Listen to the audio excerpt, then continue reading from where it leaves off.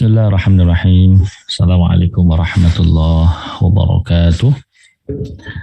Innal hamdalillah nahmaduhu wa nasta'inuhu wa nastaghfiruh wa na'udzu billahi min syururi anfusina wa min sayyiati a'malina. Man yahdihillahu fala mudilla lahu wa man yudlilhu fala hadiya lahu.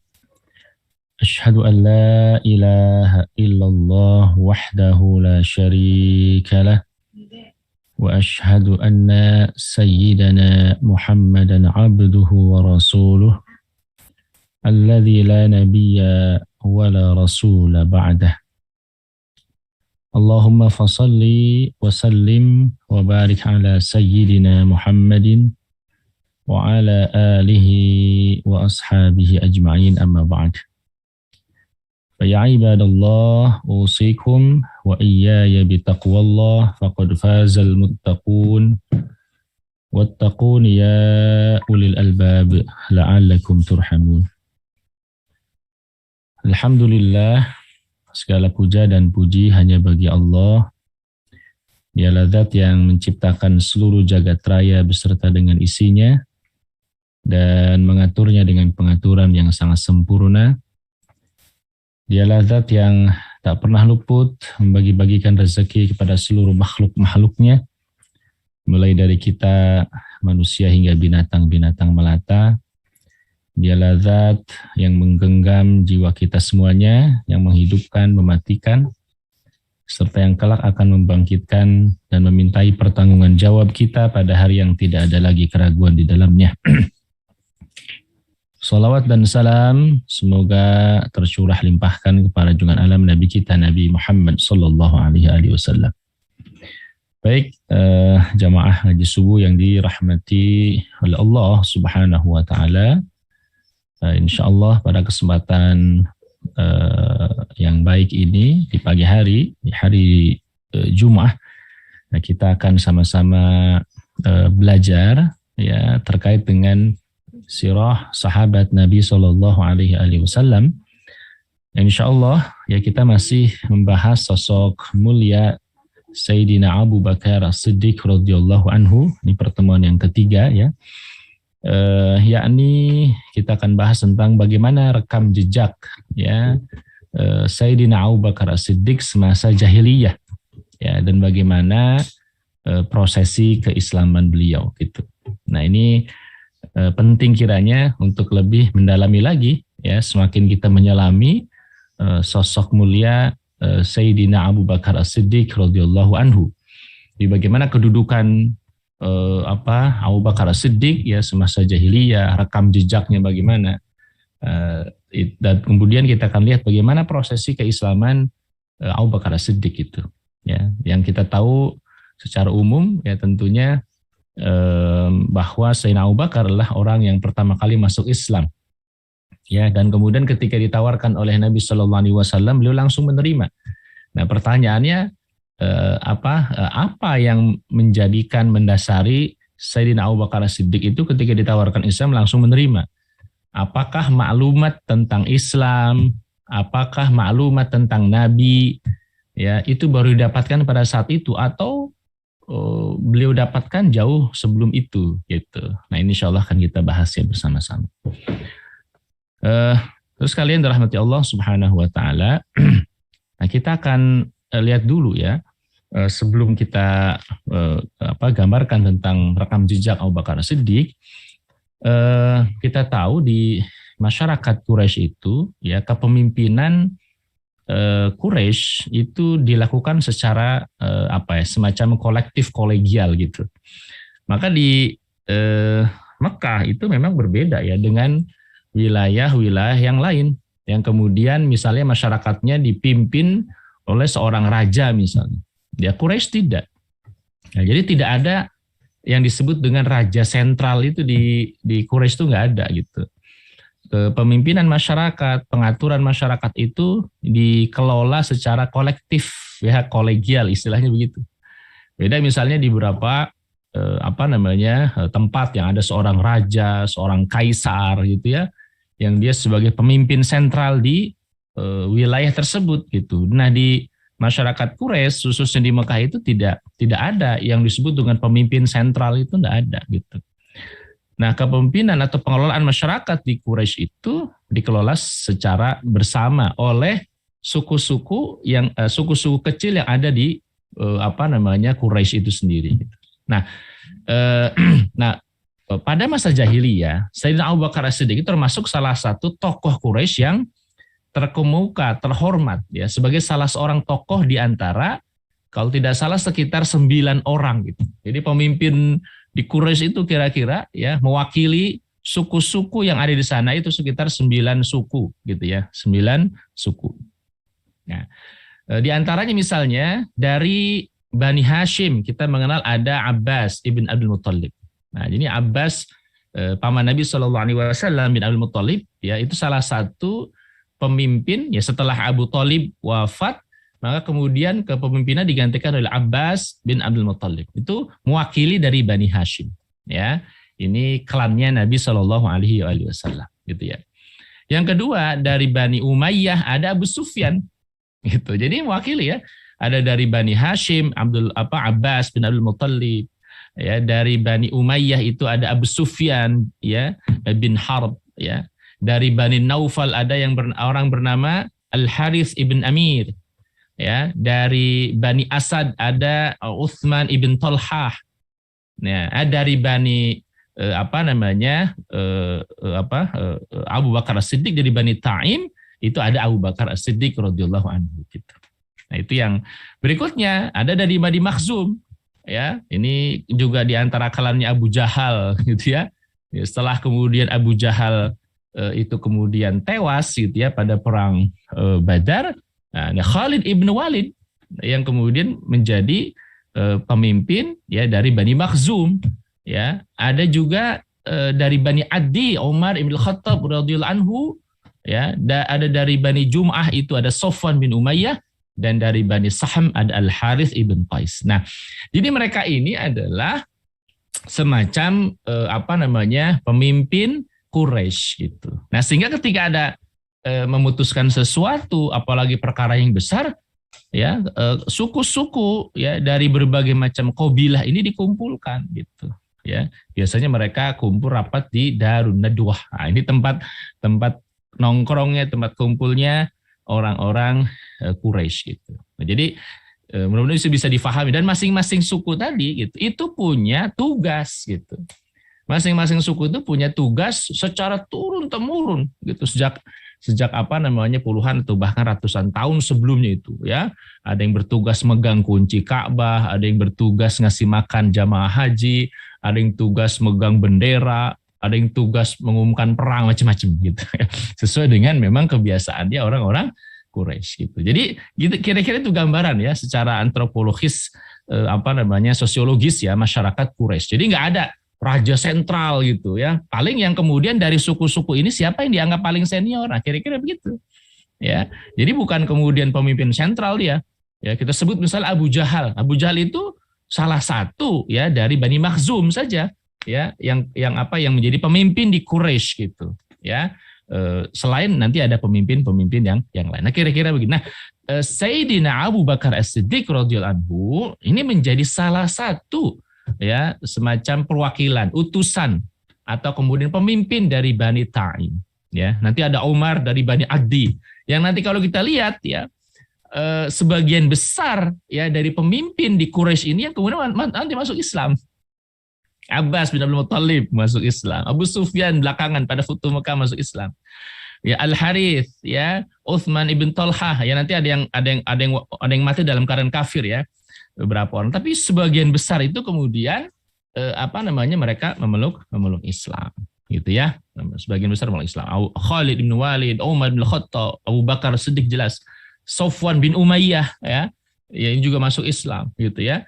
Jadi sehingga kemudian istilahnya kalau kita lihat ya, gembok terakhir Mekah itu ya, gembok ya, apa istilahnya, tiang pancang Mekah, gemboknya Mekah terakhir itu Abu Sufyan yang kemudian dia masuk Islam pada Fathu Mekah ya. Berikutnya disusul oleh Sofwan bin Umayyah.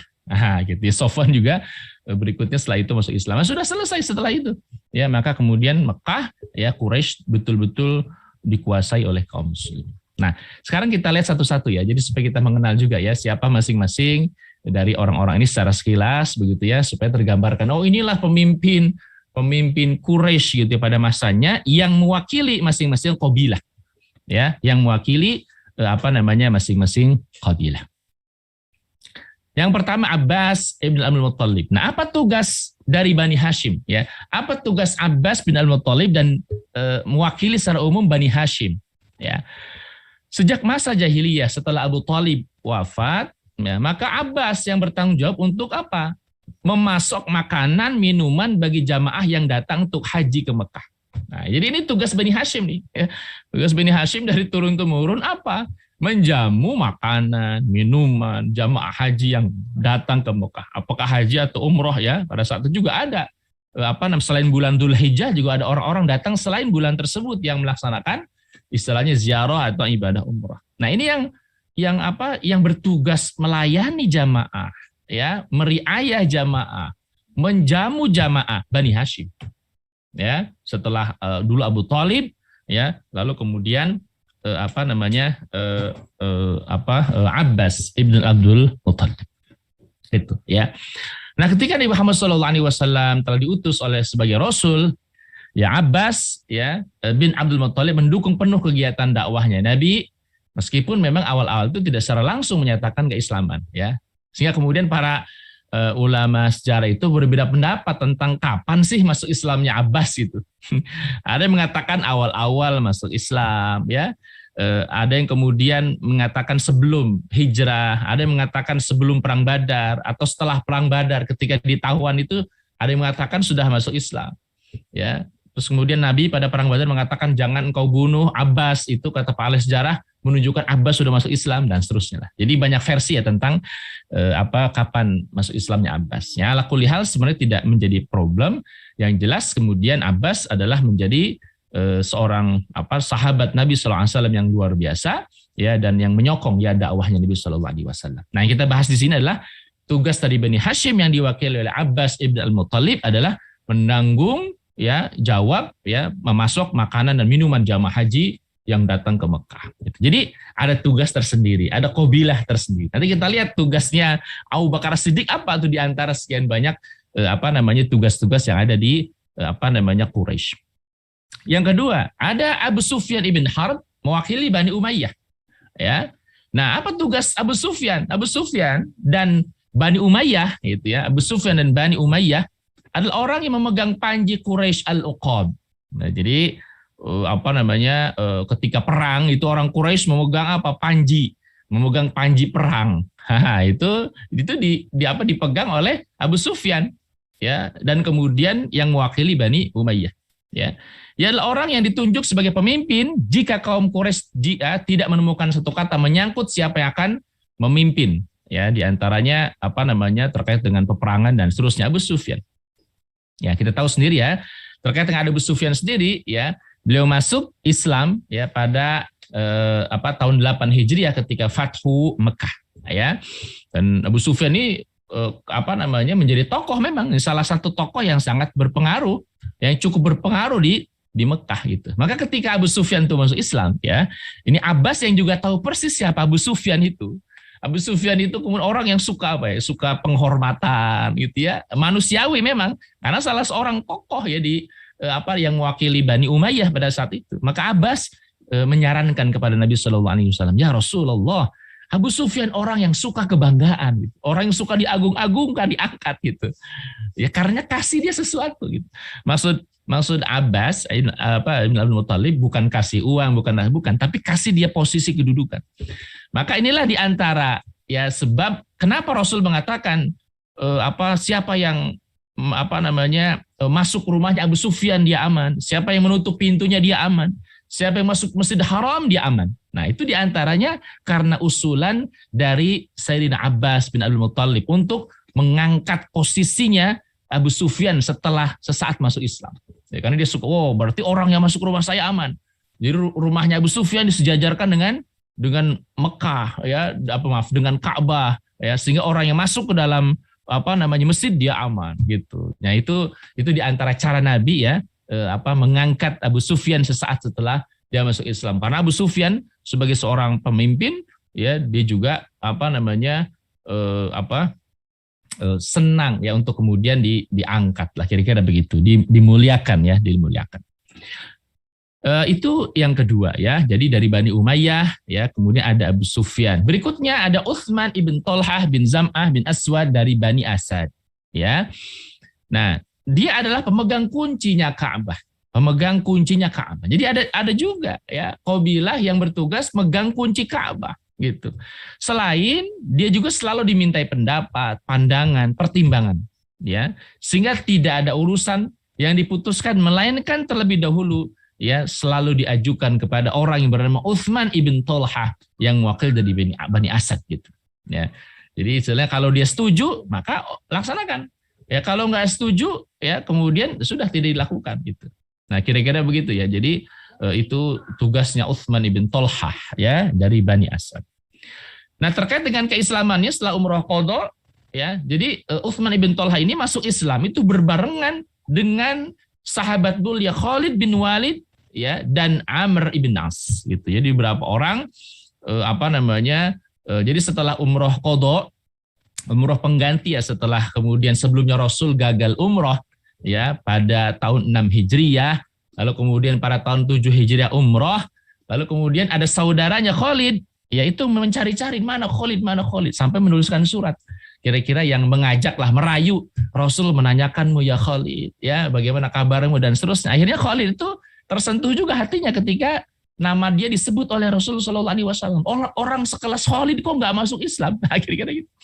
Orang sepinter Khalid kok nggak masuk Islam? Orang secerdas Khalid kok nggak masuk Islam? Akhirnya Khalid ya luluh juga hatinya tuh, diajak masuk Islam ya karena oleh saudaranya. Akhirnya Khalid memutuskan untuk berangkat ke Madinah menemui Rasulullah SAW. Nah di tengah jalan ketemu Amr ibn As dan Utsman bin Tolhah. Ya dua orang ini orang hebatnya, pemuda hebatnya Mekah. Ya pemuda hebatnya Mekah. Maka ketika mereka datang ke Madinah, ya dari kejauhan kemudian terlihat ya ada Khalid, ada Amr ibn As, ya ada Utsman ibn Tolhah. Ya maka apa kata Nabi Shallallahu Alaihi Wasallam kepada para sahabat, sungguh Mekah telah melepas jantung hatinya kepada kita. Ini Masya Allah, yang di jantung. Jadi ketiga orang itu ya, Utsman bin Tolhah yang dari Bani Asad, lalu kemudian Khalid ibn Walid, dan kemudian Amr ibn As dikatakan sebagai jantung-jantungnya Mekah. Sehingga ketika mereka masuk ke Mekah, ya hendak menyatakan masuk Islam, Rasul itu bahagianya luar biasa, gitu ya. Itu karena tokoh ini, ya Utsman ibn Tolhah. Yang berikut yang keempat, nah Abu Bakar As-Siddiq radhiyallahu anhu dari Bani Taim, ya. Abu Bakar lah, apa tugas Abu Bakar pada masa jahiliyah? Pada masa jahiliyah sebelum Islam. Orang yang memegang jabatan mengurusi al-ashnaq, yakni diat dan denda. Nah, gitu ya. Jadi ini juga biasa ya. Jadi misalnya ketika ada satu suku yang salah seorang yang kemudian misalnya melakukan kesalahan, membunuh orang lain sehingga diatnya itu sekian ratus ekor unta. Nah, maka tugas dari Sayyidina Abu Bakar As-Siddiq itulah yang mengkoordinir ya beban ya diat dan dendanya. Jadi tidak dipikul oleh orang tersebut saja ya, tapi kemudian dipikul oleh semuanya. Nah, gitu ya. Jika ia mengambil alih suatu beban tanggungan diat atau denda, lalu ia meminta bantuan kepada Quraisy untuk ikut menanggungnya, maka mereka mempercayainya dan meluluskan pengambil alihan itu. Gitu. Jadi misal ya, ada seorang nih dari suku Bani Naufal yang membunuh ya maka mereka tuh rereoman orang Quraisy itu, dan yang kemudian memegang tanggung jawab itu adalah Abu Bakar As-Siddiq radhiyallahu anhu dari Bani Taim, gitu ya. Nah kira-kira itu ya tugas dari Abu Bakar As-Siddiq. Nah, kita tahu Abu Bakar As-Siddiq adalah diantara orang pertama ya laki-laki dewasa yang memeluk Islam. Nanti kita kisahkan bagaimana masuk Islamnya Sayyidina Abu Bakar Siddiq radhiyallahu anhu. Berikutnya ada Al-Harits ibn Amir dari Bani Naufal. Nah, ini pemimpin Quraisy itu diantaranya. Jadi mewakili Bani Naufal siapa? Al-Harits ibn Amir. yakni orang yang memegang jabatan ar-rifadah, yakni mengumpulkan iuran dari kaum Quraisy untuk selanjutnya digunakan untuk apa? membantu orang-orang yang tidak punya bekal. Ini luar biasa sebenarnya. Orang-orang Quraisy itu orang-orang yang dasarnya orang terhormat gitu.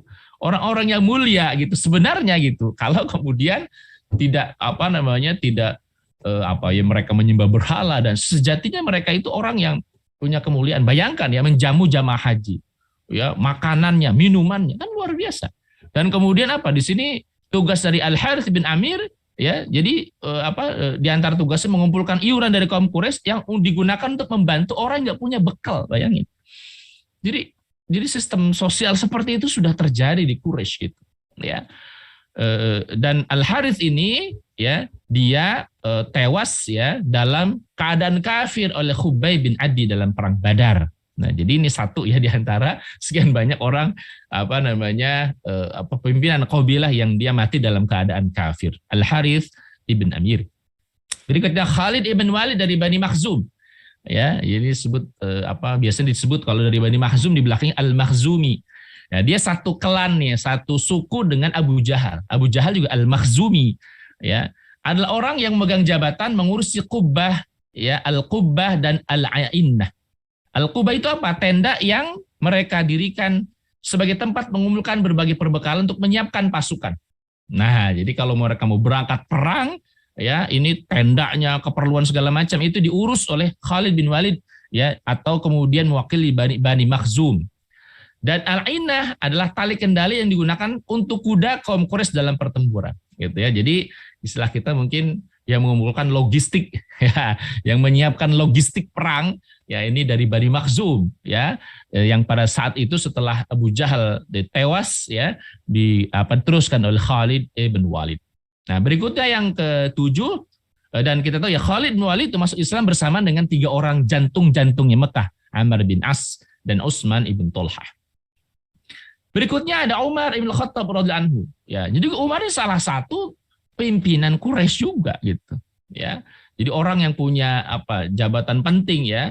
Umar adalah orang yang megang jabatan mengurusi masalah as-sifarah, ya. As-sifarah itu pendelegasian, duta, utusan untuk melakukan negosiasi, pembicaraan, ya, apalagi misalnya ketika terjadi konflik, ya, di semasa jahiliyah itu Umar, ya, yang punya tugas sebagai delegasi Quraisy gitu. Umar sendiri masuk Islam pada tahun ke-6 kenabian, tepatnya 3 hari setelah paman Nabi Hamzah bin Abdul Muttalib masuk Islam. Nah, ini ketujuh ya. Jadi sebagian besar ini sebenarnya nanti adalah orang-orang Islam, sahabat Nabi yang luar biasa, pemimpin-pemimpinnya Quraisy gitu. Yang ke-8 Safwan bin Umayyah dari Bani Jumah. Ya, ini. Apa tugas Safwan bin Umayyah? Ya, ini Safwan bin Umayyah itu anaknya dari Umayyah bin Khalaf. Ya, nanti kita sendiri lihat. Jadi apa tugasnya Safwan bin Umayyah? Tugasnya mengurusi masalah al-azlam. Al-azlam itu ya semacam wal azlamu rijsun min amali syaitan, kira-kira begitu. Jadi mengurusi pengundian nasib. Jadi begini ya. Ketika orang-orang Quraisy itu mau melakukan sesuatu, karena mereka itu masih tentu menganut khurafat gitu ya. Jadi ketika mereka mau melakukan sesuatu itu biasanya diundi dulu. Ya, ada undian, ya. Kita sebut dulu sering disebut misalnya mengundi dengan anak panah gitu, ya. Apa sih mengundi dengan anak panah itu? Jadi ada wadah anak panah dikumpulkan, misalnya ada 10 atau 20 anak panah.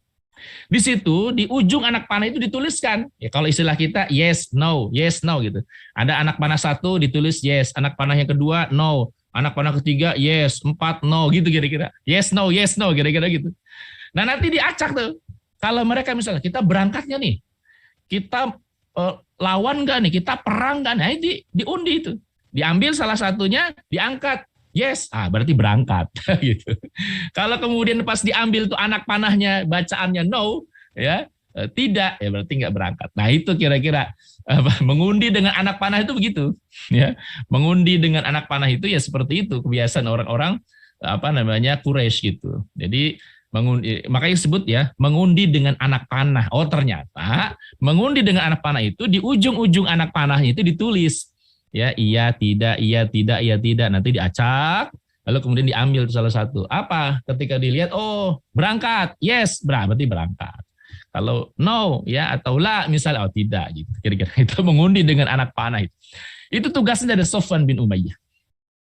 Nah, siapa Safwan? Safwan ini anaknya dari Umayyah bin Khalaf.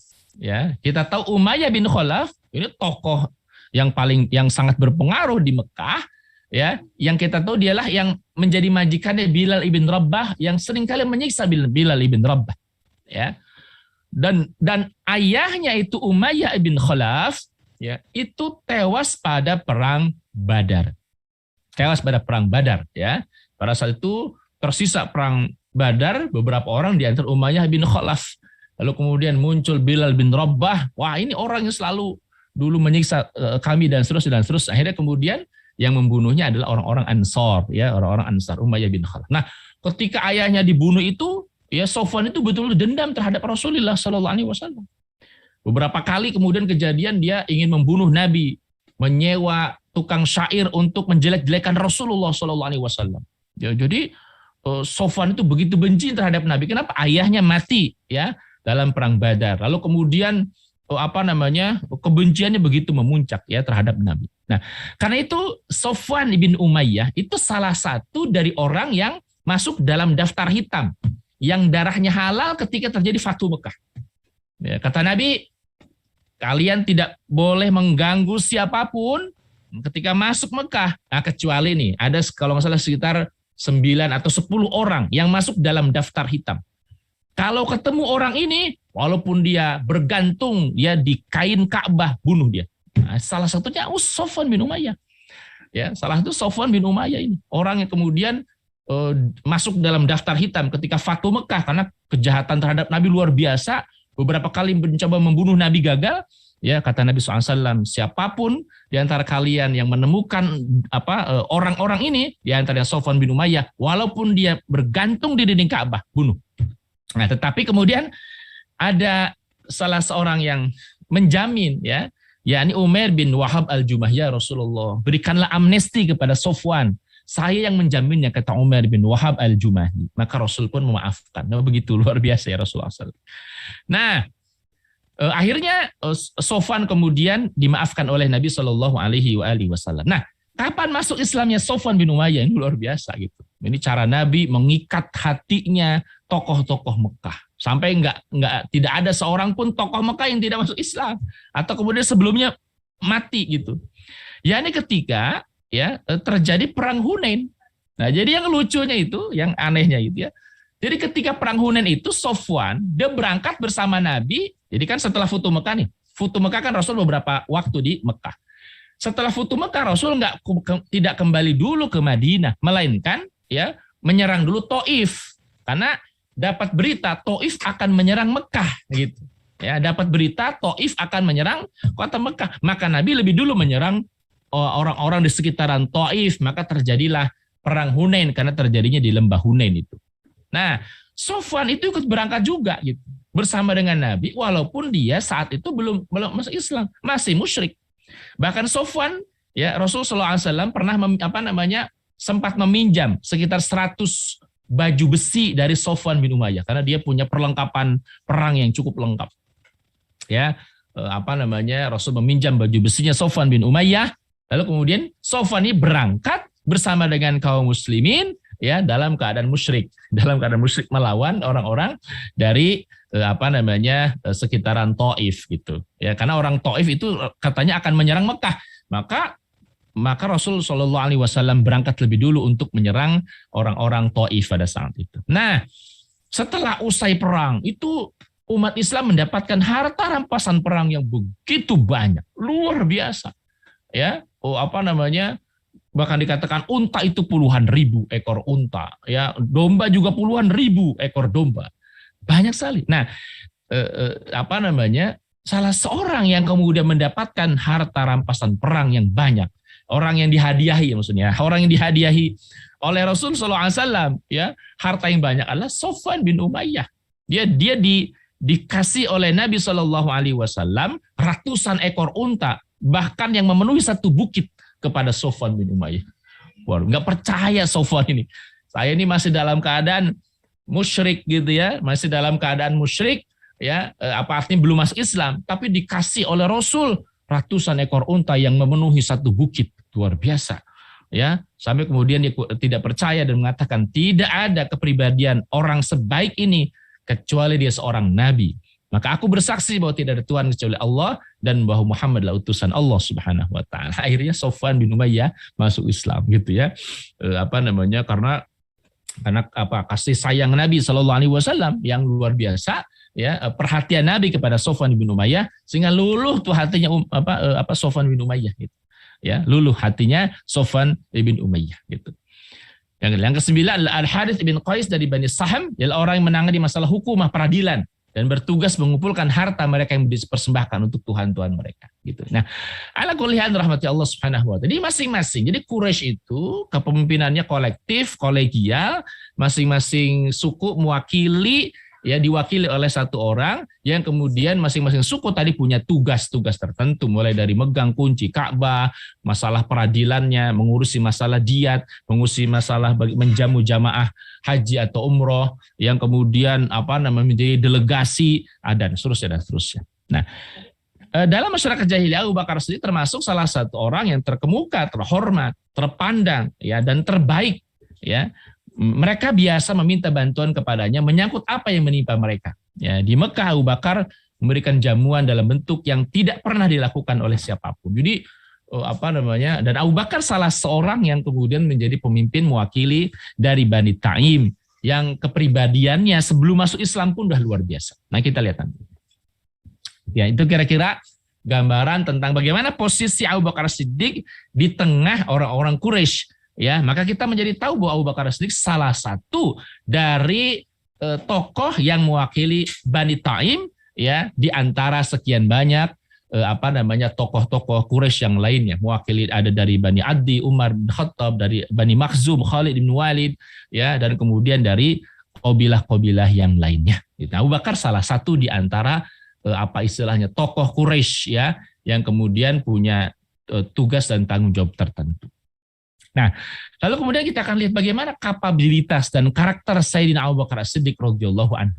Ya, bagaimana sih kapabilitasnya? Ya, bagaimana kemudian karakter dari Abu Bakar As-Siddiq radhiyallahu anhu. Nah, yang pertama, ya, Abu Bakar As-Siddiq ini adalah orang yang sangat pakar, ya, masternya, ya, ilmu nasab dan sejarah gitu.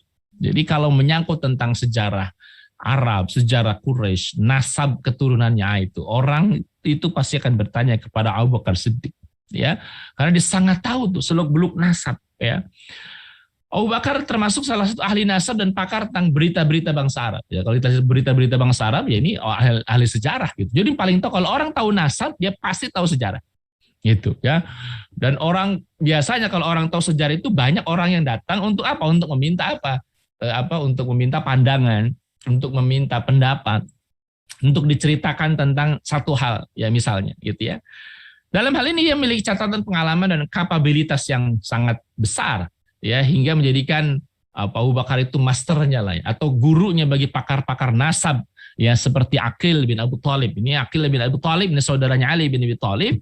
Ya, ini salah satu yang juga pakar nasab dan gurunya adalah Sayyidina Abu Bakar Siddiq radhiyallahu anhu. Abu Bakar juga punya keistimewaan yang membuat dirinya banyak disukai oleh orang. Ya, apa? Ya, ini walaupun dia tahu nasab, tapi dia nggak pernah mencela nasab siapapun, nggak pernah. Oh, si anu nasabnya buruk, iya kamu gitu. Enggak. Dia hanya menceritakan, mengisahkan tentang nasab. Ya, dia tidak pernah misalnya menilai nasab seseorang dengan nasab dengan sebutan yang buruk. Karena itu Abu Bakar harus disukai gitu oleh banyak orang gitu. Ya, dia tidak suka menyebutkan aib, ya, cacat, kekurangan, kejelekan orang. Abu Bakar nggak pernah. Ya, walaupun dia tahu tuh jalur nasab, walaupun Abu Bakar tahu ini ada cacat, ada celah, ada aib, ada kekurangan, tapi Abu Bakar nggak pernah ceritakan itu gitu. Ya, sehingga kemudian dia banyak disukai oleh orang gitu, ya, banyak sekali disukai oleh orang gitu. Dan Abu Bakar adalah orang yang paling ahli dalam dan paham tentang nasab, ya, nasab Quraisy, ya, berikut baik buruknya. Bahkan dalam hal ini Aisyah radhiyallahu anha beliau meriwayatkan bahwasanya Rasulullah SAW bersabda, sungguh Abu Bakar adalah orang Quraisy yang paling ahli dan paling paham tentang nasab Quraisy, gitu, yang paling paham sampai kemudian cabang-cabangnya nasab, ya, orang Quraisy, ya, ini Abu Bakar Siddiq radhiyallahu anhu, ya, orang yang sangat paham nasab dan paham sejarah gitu. Sehingga kita tahu, ya, orang yang paham sejarah begitu, itu biasanya kan orang yang yang pengetahuannya luas gitu. Nah, sehingga orang tuh sering datang kepada Abu Bakar Siddiq untuk diceritakan, dikisahkan. Dan orang biasa kalau dikisahkan sesuatu dari Abu Bakar Siddiq itu menyimaknya itu dengan luar biasa gitu. Karena dia jadi tahu, oh ternyata bapaknya si fulan ini, kerjaannya ini, atau kemudian oh ternyata yang melakukan ini dulu ini gitu. Jadi orang tuh tertarik gitu ya. Pada masa itu luar biasa ya. Kalau sekarang misalnya kalau kita ingin mendengar sesuatu bisa cek YouTube atau kemudian baca buku segala macam gitu ya. Kalau dulu ketika belum ada buku, ketika belum ada teknologi seperti sekarang, orang seperti Abu Bakar itu adalah orang yang orang yang langka gitu ya, orang yang langka ya. Maka ketika dia berkisah itu banyak orang yang mendengarkan. Abu Bakar Siddiq. Itu yang pertama, dia ahli nasab, pakar nasab dan sejarah ya. Yang kedua ya, jangan lupa bahwa Abu Bakar juga adalah seorang saudagar, ya seorang saudagar, ya. Dan sebagaimana kemudian kebanyakan orang-orang Quraisy gitu, ya. Dan yang kita tahu ya, orang Quraisy yang kemudian memulai perdagangan, ya antar negara pada musim dingin dan musim panas adalah Hashim, ya oleh kakek buyutnya Rasulullah SAW yang bernama Hashim. Ya, jadi Hashim lah kemudian yang memulai tradisi berdagang, ya ini walaupun beda pendapat ya, tapi kemudian ada mengatakan diantaranya adalah Hashim, ya yang kemudian memulai jalur perdagangan di musim panas dan di musim dingin, itu ya itu diabadikan Allah dalam Al-Quran surah Quraisy, a'udzubillahi minasyaitonirrajim, li'ilafi Quraisy, ya. Ila fihim rihlatasyita'i was-shaif. Nah, itu ayat itu menggambarkan tentang kebiasaannya orang-orang Quraisy gitu. Yang kemudian diantaranya dimulai ya oleh kakek buyutnya Nabi Shallallahu Alaihi Wasallam. Sehingga kemudian orang-orang Arab pada saat itu, maksudnya Mekah ya, itu menjadi orang yang mengharuskan diri dia harus paham berdagang. Ya, dari Mekah misalnya dia bawa komoditi kulit hewan, lalu kemudian produk-produk susu turunannya, ada misalnya mentega, minyak samin, ya dan seterusnya ya, produk-produk asli Mekah itu kemudian dibawa kemana? Dibawa ke negeri-negeri tertentu, kadang ke Syam, Gaza, ya kemudian ke Yaman, ada Habasyah dan seterusnya gitu. Ketika musim panas mereka berangkatnya kemana? Ketika musim panas orang-orang Quraisy itu berangkatnya ke daerah, ke arah utara, ya ke arah Syam, Palestina, di situ ada Suriah, di situ ada Gaza bahkan ya, sampai ke Gaza itu. Jadi Gaza itu juga menjadi daerah wilayah yang menjadi favoritnya orang-orang Quraisy untuk berjualan. Dari sini bawa produk-produk ya, seperti yang saya bilang tadi, ada bahan-bahan kulit, ya lalu kemudian produk susu, turunan dari susu, ya apakah kemudian nanti ada menteganya atau kemudian minyak samin dan seterusnya gitu ya, dibawalah ke daerah tersebut gitu ya, di sana dijual. Setelah kemudian dijual ya, mereka bawa lagi produk sana ya, ada kemudian anggur ya, lalu kemudian buah-buahan ya, dan kemudian produk-produk dari daerah tersebut gitu. Jadi ketika musim panas mereka berangkat. Kenapa musim panas mereka berangkat ke wilayah utara seperti Suriah, lalu kemudian Palestina begitu ya, Gaza dan seterusnya? Karena kalau musim dingin orang-orang Quraisy nggak akan sanggup tuh ya berangkat ke wilayah yang sangat dingin. Ya kita tahu daerah sana ketika musim dingin itu dinginnya ekstrim ya, dingin sekali gitu. Saya pernah mengalami bahkan di musim semi ya, sudah berlalu tuh musim dingin ya, itu dinginnya luar biasa gitu. Nah, karena itu musim panas lah mereka berangkat ke sana gitu. Situasinya cuacanya tidak begitu panas gitu. Tidak begitu dingin. Nah, sementara ketika musim dingin mereka datang ke wilayah-wilayah yang letak geografisnya itu atau cuacanya, iklimnya nggak jauh beda dengan Mekah. Mana saja itu? Yaman. Lalu kemudian wilayah Afrika, ke Mesir gitu ya. Mereka dagang ke wilayah tersebut. Ya, kenapa? Karena cuacanya, iklimnya nggak jauh beda dengan Mekah. Sehingga kalaupun itu musim dingin tidak begitu masalah bagi orang-orang Quraisy. Nah, Sayyidina Abu Bakar Siddiq itu salah seorang di antara saudagar itu. Gitu. Nah, kita tahu kalau saudagar itu pasti pergaulannya luas. ya berangkat ke Busra di negeri Syam untuk berniaga, ya, dan kemudian terbiasa malang melintang menjelajahi berbagai macam negeri yang ada, sehingga Abu Bakar itu sangat dikenal, bukan hanya oleh orang Mekah tapi oleh orang-orang di luar Mekah. Itu karena saya kisahkan ya bagaimana kemudian Abu Bakar itu ternyata dikenal baik oleh orang yang jarak perjalanannya 5 hari 5 malam dari Mekah, ya, yakni Ibnu Ad-Daghinnah gitu ya. Nah, nanti kita kisahkan. Dikenal baik ternyata Abu Bakar sendiri karena diantaranya karena profesi saudagar itu yang mengharuskan Abu Bakar tidak selalu harus ada di Mekah, yang mengharuskan dia pergi ke Syam, ke Yaman, kemana-mana, sehingga pergaulan itu sangat luas gitu. Ya, dan dia pun semasa jahiliyah ya termasuk orang yang dikenal sangat dermawan, gitu ya, sangat dermawan. Yang kedua, yang ketiga, Abu Bakar ini ya, kalau kita lihat rekam jejaknya itu orang yang sangat familiar. Familiar itu mudah dikenal, ya, mudah dikenal, mudah mengenali dan mudah akrab, gitu, ya. Kepribadian menarik, bersahabat dan disukai banyak orang, Abu Bakar. Ya. Ibnu Ishaq ya dalam As-Sirah menuturkan bahwa orang yang sangat menyukai Abu Bakar Siddiq itu banyak sekali orang yang senang kepada Abu Bakar Siddiq. Ya. Bahkan mereka mengakui bahwa ialah sosok yang punya keutamaan, yang agung dan akhlak yang mulia. Ya, orang-orang itu banyak yang datang kepada Abu Bakar. Ya, ketika dia datang bersama dengan Abu Bakar itu mereka merasa nyaman, akrab dan serg gitu. Jadi istilah kita apa? Manis budi gitu ya. Orangnya kalau diajak bersahabat menyenangkan ya. Sehingga orang-orang ada di sisi Abu Bakar itu pasti senang gitu. Karena karena kepribadian Abu Bakar gitu ya. Dengannya karena pengetahuannya, perniagaannya, sikapnya familiar dan bersahabat gitu ya. Jadi ditambah lagi karena Abu Bakar pengetahuannya luas, pengalamannya banyak gitu ya, sehingga orang senang ya bersahabat dengan Abu Bakar Siddiq radhiyallahu anhu. Nah, terus kalian yang dirahmati Allah Subhanahu wa taala. Nah, pernah satu saat, nah ini yang saya ingin kisahkan tadi.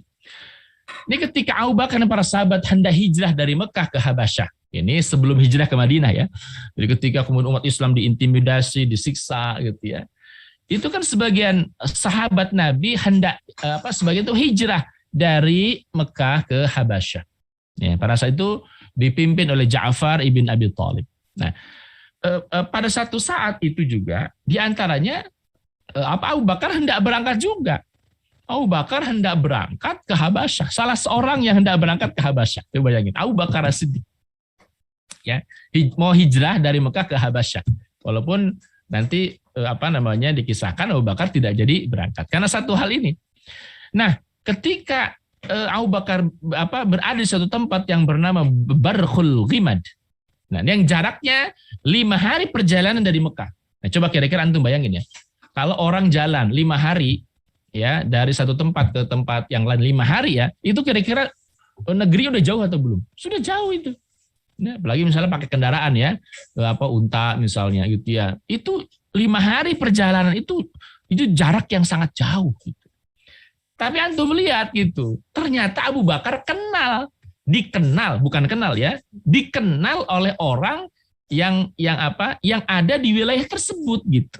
Nah, tersebutlah orang yang bernama Ibnu Ad-Daghinnah, pemimpin kabilah Qurrah ya. Jadi pemimpin kabilah Qurrah tadi menemui ya Abu Bakar As-Siddiq radhiyallahu anhu ya ketika kemudian dia Abu Bakar itu kemudian melihat ya ada rombongan, Ibnu Ad-Daghinnah melihat satu rombongan. Nah, ternyata di rombongan itu ada Abu Bakar As-Siddiq. Ya, ada Abu Bakar As-Siddiq. Ketika ditanya, "Ya Abu Bakar, ya, engkau mau ke mana gitu? Engkau mau ke mana?" Ya, kata Abu Bakar mau hijrah. Ke mana? Ke Habasyah. Kenapa? Ya, kami banyak disiksa, diintimidasi ya, ini itu dan seterusnya lah, kira-kira begitu. Ya, oleh siapa? Oleh tokoh-tokoh Quraisy gitu. Nah, apa ungkapan dari Ibnu Ad-Daghinnah ya kepada Sayyidina Abu Bakar Siddiq radhiyallahu anhu. Ya, apa kata beliau? Dia katakan, engkau seperti orang seperti engkau ini enggak layak pergi atau terusir dari kampung halaman. Karena engkau sering bantu orang yang membutuhkan. Engkau adalah orang yang senang menyambung silaturahim, menanggung orang yang membutuhkan, orang yang menghormati tamu, menolong kebenaran di mana saja sumbernya. Ya, kata Ibnu Ad-Daghinnah Lalu kemudian kata Ibnu Ad-Daghina menjamin secara personal ya bahwa Abu Bakar As-Siddiq itu menjadi jaminannya dari ya Ibnu Ad-Daghina gitu. Sehingga kemudian dia terbebas dari sisaannya orang-orang Quraisy. Karena Ibnu Ad-Daghina ini salah satu tokoh yang sangat berpengaruh ya dari Bani Qurrah terhadap Quraisy gitu. Nah, salah satu yang dijamin oleh Ibnu Ad-Daghina adalah Abu Bakar Siddiq radhiyallahu anhu. Kata Ibnu Ad-Daghina, engkau ini enggak layak ya Abu Bakar, terusir dari kampungmu sendiri. Kenapa? Ya, bagaimana bisa engkau bisa terusir? Ya, padahal engkau sering bantu orang. Ya, orang senang nyambung silaturahim, orang yang suka menanggung kebutuhan orang lain, orang yang suka menghormati tamu.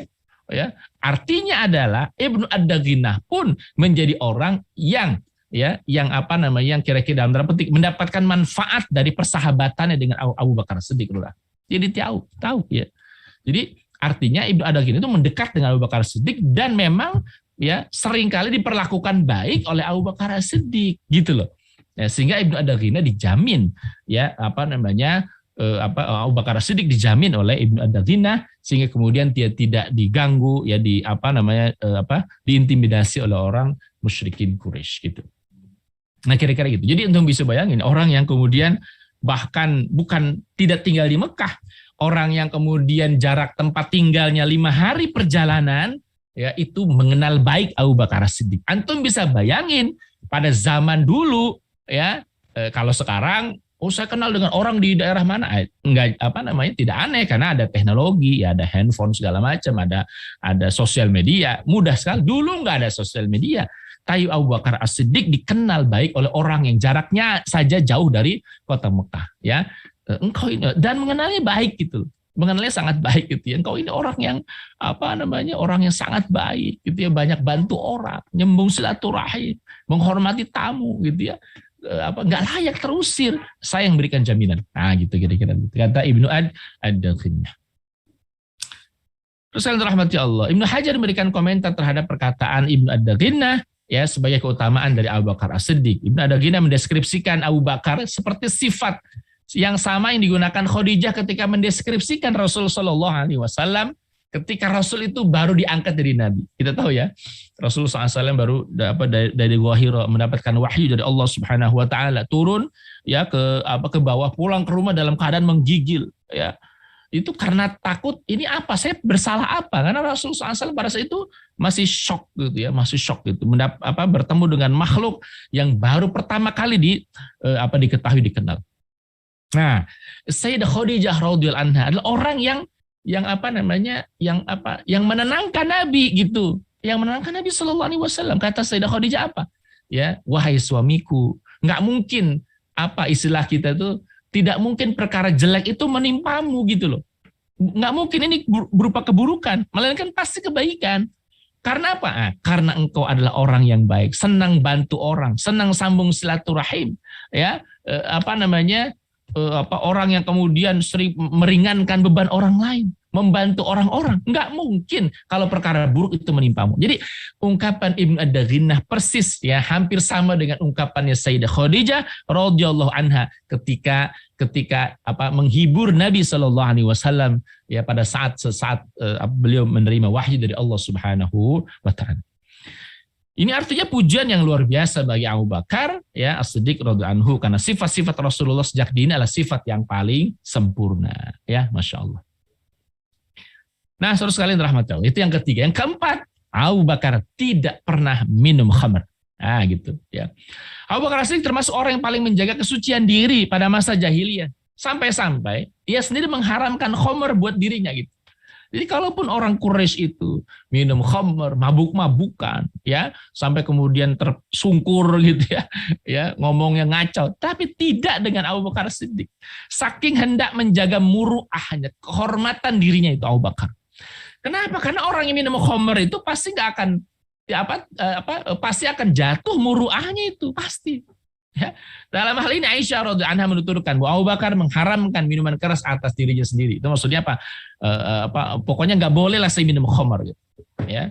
Maka Abu Bakar itu nggak pernah menenggak minuman keras, ya, baik semasa jahiliyah, apalagi ketika sudah masuk Islam tentunya.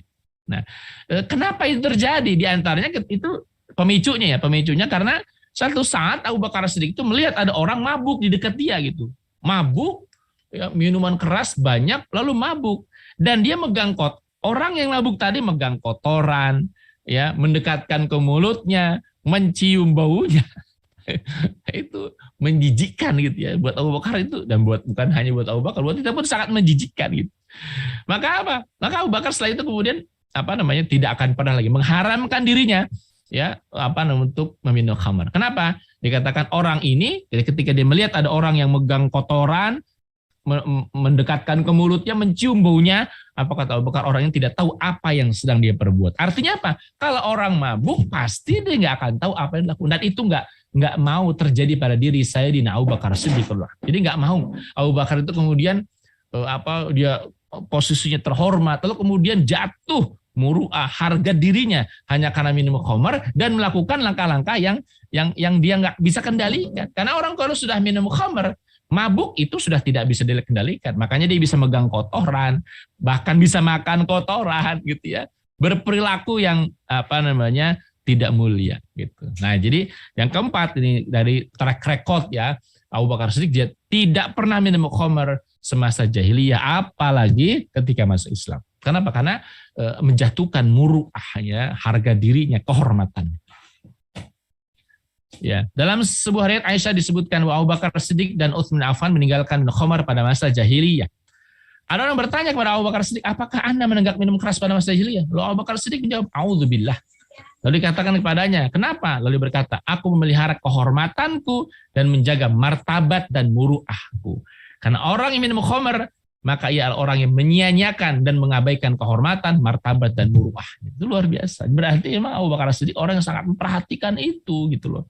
Ya, orang yang sangat perhatikan harga diri, kehormatan, martabat gitu ya, kemuliaan. Sehingga kemudian walaupun ya orang Quraisy itu belum mengenal halal haram, belum mengenal halal atau tidak mengenal ini halal ini haram, bukan.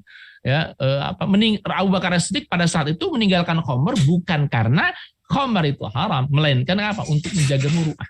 Ya, artinya itu fitrah, itu fitrahnya Abu Bakar Siddiq, yaitu kemudian muncul ya ketika kemudian ada orang minum khamar kok kelihatannya tidak mulia, jatuh harga dirinya, martabatnya kemudian tidak terhormat ya, dan seterusnya.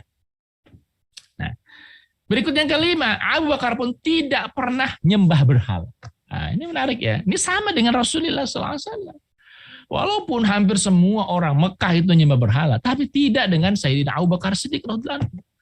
Abu Bakar ya sama sekali tidak pernah sujud kepada berhala. Ya, Abu Bakar Siddiq berkata di tengah-tengah sekumpulan sahabat, aku sama sekali tidak pernah sujud kepada berhala.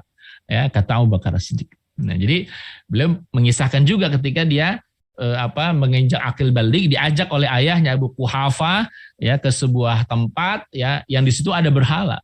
Ya, lalu kemudian ayahnya mengatakan, Abu Bakar, ini Tuhan-Tuhan kamu yang luhur dan mulia. Ya, sambil menunjuk kepada itu ke berhala-berhala tadi. Lalu ia pun beranjak pergi dan meninggalkan Abu Bakar sendiri di situ. Maksudnya apa? Untuk mengenalkan, silakan berdoa, ibadah dan seterusnya. Ketika Abu Bakar menjelang akil balik. Lalu aku pun mendekati berhala itu dan berkata, aku lapar, kata Abu Bakar, beri aku makanan. Namun berhala itu tidak menjawab. Ya, lalu aku kembali bertanya, aku butuh pakaian. Tolong beri aku pakaian. Namun berhala itu nggak menjawab. Lalu aku pun melemparkan sebongkah batu ke atas berhala hingga berhala itu roboh. Jadi secara fitrah Abu Bakar Siddiq itu akalnya itu menolak ya berhala yang disembah oleh orang-orang musyrikin Quraisy gitu. Nah, artinya firm kalau kemudian beliau mengatakan dia nggak pernah menyembah berhala, itu memang demikian gitu ya. Artinya memang fitrahnya Abu Bakar, akalnya itu kemudian sudah tidak tertutup atau belum tertutup oleh kejahiliahan masyarakat Arab pada saat itu gitu. Nah, berikut rahmati Allah ya subhanahu wa ta'ala. Dan demikianlah akhlak yang terpuji, akal yang cerdas ya dan cemerlang serta fitrah yang lurus ya, normal, sehat, menjadikan dirinya sosok yang antipati terhadap hal yang mencederai muru'ah, ya, mengurangi kehormatan, perbuatan dan moral masyarakat jahiliyah yang berlawanan dengan fitrah yang lurus dan sehat serta bertentangan dengan akal yang waras. Nah, ini juga mesti menjadi teladan juga bagi kita ya. Buat Abu Bakar kan kita tahu khamar itu dulu semasa jahiliyah kan tidak ada, bukan tidak ada. Mereka tidak mengenal halal haram, nggak mengenal. Mereka nggak mengenal khamar itu haram, enggak. tapi Abu Bakar menjaga kehormatan dirinya. Gitu. Jadi bisa jadi rahmati Allah Subhanahu Wa Taala ini juga teladan bagi kita ya. Bisa jadi misalnya kita katakan, oh ini sesuatu ini sebenarnya nggak haram gitu. Ada misalnya apalah gitu, sesuatu yang kemudian nggak haram gitu, tapi kemudian kok yang nggak pantas itu kemudian misalnya dilakukan oleh orang menjadi orang yang mengemban dakwah gitu ya, nggak haram sih sebenarnya ya, tapi kemudian kok kelihatannya nggak pantas kali itu kemudian dilakukan oleh orang yang menjadi tokoh masyarakat, kira-kira begitu ya. Kira-kira misalnya banyak lah ya gitu ya, karena ini bukan perkara hal haram ya, jadi orang juga bisa berbeda pendapat, tapi Abu Bakar menjaga itu, menjaga kehormatan dirinya gitu ya, kira-kira begitu ya. Atau misalnya begini ya, pakai baju singlet ya, pakai baju singlet itu nggak haram ya, karena tertutup aurat kan ya. Tapi kemudian ketika itu dia keluar rumah gitu ya, seorang pengemban dakwah keluar rumah pakai singlet, celananya sontok, memang nutupin aurat gitu ya. Nah, itu kayaknya kurang elok. Nggak haram, tapi kayaknya nggak pantas gitu. Muru'ah di situ ya, menjaga muru'ah. Abu Bakar kira-kira orang yang sangat menjaga itu gitu. Nah, rahmati Allah Subhanahu wa. Karena itu tidak aneh jika sosok yang akhlaknya seperti itu langsung bergabung dengan para dakwah kebenaran dan langsung menempati posisi terdepan. Nanti kita lihat bagaimana prosesi masuk Islam Abu Bakar itu juga tidak serta-merta gitu loh. Yang kita tahu kan gini, Rasul dapat wahyu. Lalu kemudian diperintahkan Allah ngajak orang-orang terdekat yang diajak Abu Bakar, lalu Abu Bakar langsung menerima Islam. Itu kan yang kita tahu. Tapi kalau kita lihat sebenarnya maklumat yang dimiliki Abu Bakar itu nggak cuma pada saat Rasul ngajak Abu Bakar masuk Islam. Jadi ada rentetan maklumat sebelumnya gitu loh. Sehingga kemudian ketika Abu Bakar As-Siddiq ketika Rasul mengajak Abu Bakar masuk Islam, Abu Bakar harus mengatakan, oke, ya, saya terima tanpa ada pertanyaan satupun. Kenapa? Karena itu proses perjalanannya Abu Bakar As-Siddiq. Nanti kita lihat gitu ya. Ya. Nah, setelah keislamannya Abu Bakar As-Siddiq pun menjadi sosok terbaik setelah Rasulullah. Ya, dalam hadis Rasulullah SAW bersabda, "Fakhiyarukum fil jahiliyah, khiyarukum fil islami idza faqihu." Ya, jadi sebaik-baik orang di antara kalian di masa jahiliyah adalah orang yang dalam Islamnya pun ya terbaik gitu ya. Ya, jadi sebaik-baik orang di antara kalian di masa jahiliyah adalah orang yang paling dalam Islamnya, orang yang paling baik juga kalau mereka memahami Islam gitu. Jadi makanya kemudian orang-orang pemimpin, karakter pemimpinnya kuat di masa jahiliyah, maka dalam masa Islam pun dia jadi pemimpin juga gitu. Ya nggak aneh, nggak heran. Kalau orang emang jiwanya pemimpin, menonjol, ya punya punya karakter yang kuat, maka di masa Islam pun dia pasti akan menjadi seperti itu. Sebutlah misalnya Umar bin Khattab, ya orang yang karakternya kuat, kepemimpinannya hebat, punya pengaruh yang hebat di masa jahiliyah. Di masa Islam pun yang nggak jauh beda, kira-kira begitu. Nggak jauh beda, ya. Orang misalnya, maaf ya, jadi sebelum hijrah dia preman yang luar biasa ya. Misalnya tatonya banyak. Kemudian dia punya pengaruh, mimpin geng motor ya, gangster misalnya gitu ya. Nah, orang yang seperti itu bisa jadi tuh kalau dia masuk Islam pun dia pasti akan punya pengaruh seperti itu. Jangan aneh. Gitu. Nah, ini kata Rasulullah SAW, "Khiyarukum fil jahiliyah, khiyarukum fil Islam idza faqihu." Ya. Jadi orang yang terbaik di masa jahiliyah, maka dia pun akan menjadi orang terbaik ya pada masa Islam. Kalau dia memahami Islam, kalau dia faqih terhadap Islam itu. Kalau nggak faqih ya sama aja dengan orang-orang kebanyakan gitu ya. Syaratnya dia faqih. Nah, saudara sekalian dirahmati Allah, betapa mulianya Abu Bakar. Karena ini sosok yang memuat stok melimpah nilai luhur, akhlak terpuji, watak dan karakter yang mulia dalam masyarakat Quraisy sebelum Islam. Ya, dan penduduk Quraisy ya, orang-orang Mekah memberikan kesaksian tentang unggulnya ya, keunggulan Abu Bakar Siddiq ya dalam hal akhlaknya, nilai keteladanan dan seterusnya gitu.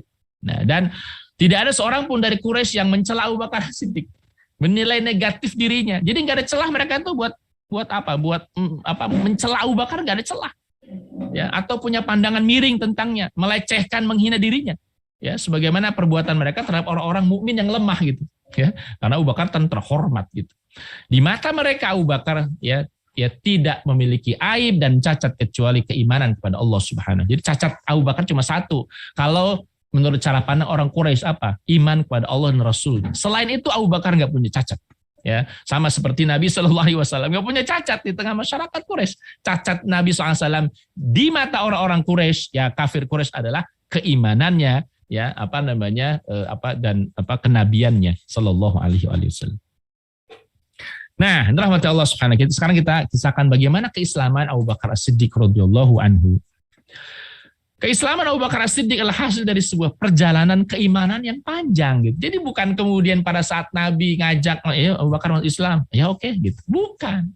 Ini ada pada perjalanan sebelumnya gitu. Ada kalau istilah kita ada maklumat sebelumnya. Ya, maklumat yang ada pada diri Abu Bakar sehingga ketika Rasul mengajak, oh ini ya, ini benar, ini yang saya cari gitu. Ya, jadi ajakan Rasul SAW itu hanya gongnya saja, ya. Padahal maklumatnya sudah dimiliki Abu Bakar jauh sebelum itu. Ya, jadi ini proses iman yang panjang dalam usaha mencari agama yang benar dan selaras dengan fitrah yang lurus dan mampu memenuhi dahaga dan hasrat spiritual Abu Bakar. Ya, serta akal yang waras dan cerdas serta dari fikir yang tajam. Nah, kita lihat. Nah, kita tahu tadi Abu Bakar itu kan profesinya sebagai seorang saudagar. Nah, karena sebab profesinya sebagai seorang saudagar itu kan menyebabkan dirinya itu banyak keliling dunia. Ya kan tadi saya bilang, bahkan dari jelajahnya tadi ke Syam. Ya, Syam itu bukan hanya kemudian Palestina yang kemudian disebut sekarang, ada Suriah juga, bahkan ke ke Gaza juga, ke Mesir, ya, kemudian ke Yaman, ya, ke Habasyah. Itu saudagar pada masa itu daya jelajahnya luar biasa gitu. Ya, banyak melakukan perjalanan jauh, melewati perbukitan, gunung-gunung, gurun-gurun, ya, kota-kota, kampung-kampung di seluruh Jazirah Arab. Menjelajah dari utara menuju selatan, dari timur ke barat, semenanjung Arab. Itu sudah dijelajahi oleh Abu Bakar. Nah, antum perhatikan ya, ketika orang yang daya jelajahnya luar biasa, luas seperti itu, dia pasti banyak berinteraksi, banyak gaul, ya, dan juga kemudian secara intensif itu bertemu, ya, berbicara, ngobrol dengan penganut agama yang beragam, terutama agama Nasrani. Nah, di sini gitu. Ya, terutama agama. Jadi yang ketemu dengan Rahib Buhairo bukan cuma Rasulullah loh. Ya, nanti kita lihat Abu Bakar As-Siddiq juga pernah bertemu dengan pendeta-pendeta yang meyakini akan datang nabi terakhir, gitu. Abu Bakar As-Siddiq gitu. Ya. Jadi banyak ketemu istilah kita tekurung batoken, ya, bunga di Mekah terus cicing hukul di Mekah, enggak. Ya, karena pergaulan luas jadi saudagar, maka menyebabkan Abu Bakar itu banyak bertemu dengan orang banyak, termasuk orang yang punya keyakinan yang berbeda dengan kebanyakan orang-orang Quraisy. Ini apa? Orang-orang Nasrani.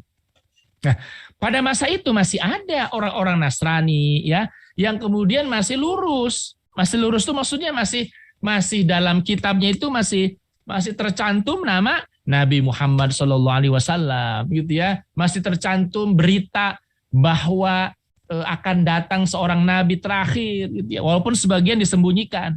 Ya, ada pendeta-pendeta yang tidak jujur, kedatangan tentang Nabi itu salah satu kertasnya disembunyikan, nggak dibaca, gitu. Ada juga. Tapi ada pendeta-pendeta yang jujur, yang dia mengisahkan bahwa nanti akan datang Nabi terakhir. Nah, itu Abu Bakar dapat maklumat itu dari para pendeta, gitu, dari para Nasrani, yang kemudian Abu Bakar itu kemudian menjelajah gitu. Abu Bakar juga banyak mendengarkan kalimat-kalimat dari sejumlah orang yang melakukan pencarian agama yang lurus gitu. Ya, jadi bukan hanya Abu Bakar itu nggak cuma tahu tentang nyembah berhala, nggak tahu. Bukan cuma itu. Jadi Abu Bakar itu tidak hanya mengetahui bahwa agama itu adalah yang nyembah berhala, enggak. Abu Bakar tahu ada Nasrani, Abu Bakar tahu ada Yahudi, Abu Bakar tahu ada agama, ada kitab-kitab yang Abu Bakar tahu itu. Nah, itulah hebatnya saudagar itu, yang pergaulan luas itu bisa tahu berbagai macam hal. Abu Bakar Siddiq bercerita tentang dirinya. Jadi satu saat Abu Bakar itu, ya, ketika dia bercerita, ya, ketika aku duduk di pelataran Ka'bah, ya, pelataran Ka'bah itu, ya, sekarang tempat tawaf. Waktu itu ada orang yang bernama Zaid ibn Amr ibn Nufail. Itu lagi duduk, ya. Lihat sahabatnya lagi duduk, Zaid bin Amr. Lalu lewatlah Ibnu Abu As-Salt dan berkata kepada Zaid ibn Amr. Ya, Ibnu Abu Salt lewat, bilang kepada Zaid ibn Amr, bagaimana kabar Anda, wahai pencari kebaikan? Nah, jadi nanti antum ceritakan, ya. Jadi Zaid ibn Amr ini orang yang nggak nyembah berhala, ya, dan kemudian merasa risih, merasa bahwa ada yang salah nih dengan agamanya orang Quraisy nih, gitu. Itu Zaid bin Amr. Karena Zaid bin Amr itu kan tahu, tahu apa? Dia tahu bahwa nenek moyang Mekah itu dulunya agamanya tauhid, agamanya Islam, gitu. Abu Bakar, Ibrahim, Ismail, dan anak keturunannya itu agamanya tauhid, agamanya Islam. Nah, disinilah kan hebatnya juga orang seperti Abu Bakar yang faham nasab itu begitu. Jadi orang yang faham nasab seperti Abu Bakar sendiri tahu persis dia. Ini orang Mekah ini asal muasalnya siapa? Ditelusuri lah kan gitu. Oh Ismail, oh Ibrahim. Ibrahim ini siapa? Oh bapaknya para nabi. Mengajarkan apa? Apakah Ibrahim mengajarkan nyembah berhala? Enggak, gitu. Jadi orang-orang seperti Zaid bin Amr ibn Nufail, lalu kemudian Abu Bakar Siddiq tahu tentang sejarah Mekah bahwa dulu orang Mekah nggak nyembah berhala, gitu. Dulu orang Mekah nggak nyembah berhala. Nah, termasuk Zaid bin Amr, kita lagi duduk di pelataran Ka'bah, lewat Ibnu Abu Salt dan bilang kepada Zaid bin Amr, karena tahu Zaid bin Amr itu lagi mencari kebaikan, lagi mencari kebenaran lagi. Ditanya, bagaimana kabar Anda wahai pencari kebaikan? Dia menjawab, baik, ya. Lalu Ibnu Abu Salt kembali bertanya, apa ente sudah menemukan itu? Ya, menemukan kebenaran itu maksudnya agama yang dia cari itu udah nemu belum? Lalu Zaid bin Amr menjawab belum. Lalu Zaid bin Amr mengatakan, setiap agama pada hari kiamat adalah binasa, kecuali yang masih tetap pada jalur Al-Hanafiyah atau Tauhid. Sungguh Nabi yang ditunggu-tunggu kedatangan itu berasal dari kami atau dari kalian. Nah, ini udah keluar tuh pernyataan dari Zaid bin Amr ibn Nufail bahwa Nabi yang ditunggu-tunggu kedatangannya berasal dari Quraisy, maksudnya kami atau kalian itu pasti sebentar lagi akan datang. Nah, pada saat itu Rasul memang belum diutus oleh Allah jadi nabi, belum diutus gitu. Maka ketika Zaid bin Amr itu wafat, meninggal, Rasul belum diutus. Nah, ini disebut dengan masa-masa fatrah, ya. Maka Nabi bersabda tentang Zaid bin Amr. Apa kata Nabi? Ya ba'atsu yaumal qiyamati ummah wahidah. Ya. Ummah wahdah, maaf ya. Jadi kata Nabi SAW, dia dibangkitkan, dia itu Zaid bin Amr, dibangkitkan pada hari kiamat sebagai umat seorang diri. Jadi kalau istilah kita, ada umat Nabi Musa, ada umat Nabi Isa. Nah ini ada Zaid ibn Amr megang bendera sendirian dia.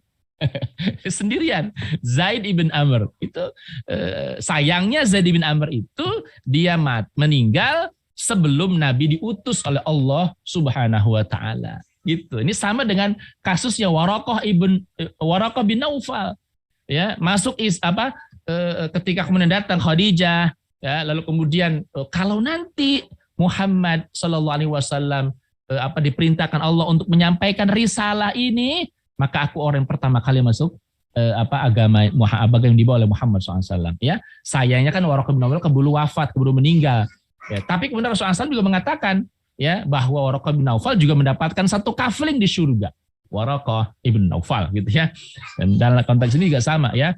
Orang yang kemudian dia mencari kebenaran, ya, walaupun belum ditemukan pada saat itu, mau ibadah juga bingung bagaimana tata cara ibadahnya. Sementara dia tahu agama yang ada saat itu kemudian masih orang menyembah berhala dan seterusnya, ya, maka Nabi mengatakan, ya, Zaid ibn Amr, orang yang kemudian nanti dibangkitkan di hari kiamat sebagai satu umat, ya, dan sendiri dia umatnya, umat Zaid ibn Amr, anggotanya sendiri, pemimpinnya dia sendiri, gitu ya.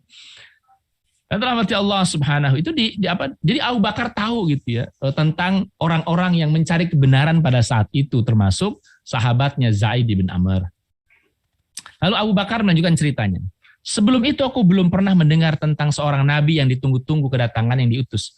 Lalu aku pun pergi untuk menemui Waraqah bin Naufal. Jadi setelah Abu Bakar mendengar apa yang dikatakan oleh sahabatnya tadi, Zaid bin Amr, oh ternyata akan ada nabi yang diutus, gitu loh kira-kira. Maka Abu Bakar itu nanya kepada Waraqah bin Naufal. Yang orang tahu Waraqah itulah tokoh Nasrani di Mekah. Ya, satu-satunya tokoh Nasrani sentral ya di Mekah pada saat itu. Dia tanya, ya. Lalu aku pun pergi menemui Waraqah bin Naufal. Dia adalah orang yang suka memandang ke langit, dan sering bergumam dan komat kamit. Lalu aku pun minta dirinya berhenti sejenak, lalu kemudian untuk bertanya. Ya, kemudian aku menceritakan dialog antar Zaid bin Amr dan Ibnu Abu Salt di halaman Ka'bah tadi. Ya, ketika Ibnu Abu Salt mengatakan, wah, ini udah ketemu belum agama yang dicari? Belum ketemu gitu ya. Tapi dia katakan, sungguh telah dekat masa kedatangan seorang nabi, ya, baik dari kalangan saya atau kalangan kalian, tetap dari Quraisy gitu. Nah, Abu Bakar As-Siddiq ketika mendengar itu dia kaget, oh ternyata bakal ada nabi lagi setelah Nabi Ibrahim, setelah Nabi Ismail, bakal ada nabi lagi gitu. Nah, baru dia tanyalah kepada Waraqah ibn Naufal tentang dialog antara dua orang tadi, Zaid bin Amr dan Abu As-Salt di pelataran Ka'bah yang disaksikan oleh Abu Bakar As-Siddiq. Lalu apa jawaban dari Waraqah bin Naufal kepada Abu Bakar As-Siddiq? Benar wahai keponakanku, kami adalah orang yang ahli tentang kitab-kitab dan ilmu. Ketahuilah, sungguh Nabi yang ditunggu itu termasuk orang Arab yang paling baik dan mulia nasabnya. Dalam hati kata Abu Bakar, aku adalah orang yang punya pengetahuan nasab. Lalu aku bertanya, wahai pamanku, apa yang dikatakan oleh Nabi itu? Waraqah mengatakan, sang Nabi itu mengatakan apa yang dikatakan kepadanya. Ketahuilah, tidak boleh ada kezaliman dan saling membalas kezaliman. Tidak boleh menzalimi, tidak boleh dizalimi, dan tidak boleh saling membalas kezaliman. Nah, itu diantara ya yang kemudian diajarkan, dikatakan oleh Nabi tersebut. Itu maklumat kedua tuh. Jadi maklumat pertama ketika Abu Bakar mendengar dialognya dua orang sahabatnya Zaid bin Amr, ya, dan kemudian yang maklumat kedua mendengar pernyataannya Waraqah bin Naufal.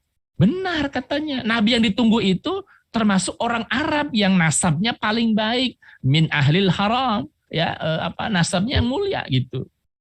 Nah, itu maklumat kedua yang dimiliki oleh Abu Bakar tentang Nabi, ya, Nabi yang akan datang gitu loh, ya. Lalu ketika Rasulullah resmi diangkat sebagai Nabi dan Rasul, maka aku pun beriman, percaya dan membenarkan beliau Shallallahu Alaihi Wasallam. Ia mendengar apa yang disenandungkan oleh Umayyah bin Abu Salt seperti dalam senandungnya berikut. Tiadalah seorang Nabi untuk kami yang berasal dari kami, lalu ia mengabarkan kepada kami tentang apa yang ada setelah ujung tujuan kami dari kehidupan kami. Aku berlindung kepada zat yang menjadi maksud dan tujuan para jamaah haji yang berhaji dan orang-orang yang meninggikan pilar-pilar agama Allah Subhanahu Wa Taala. Itulah ya.